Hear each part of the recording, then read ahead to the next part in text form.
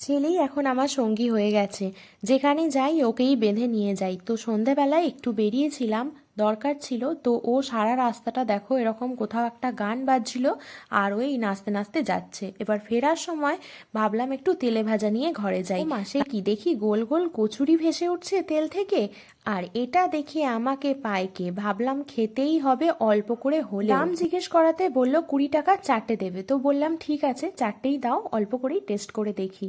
মুচমুচে কচুরি ফুলকো ফুলকো ভেজে দিল, সাথে দিল আলুর তরকারি, উপরে একটু স্যালাড আর সস।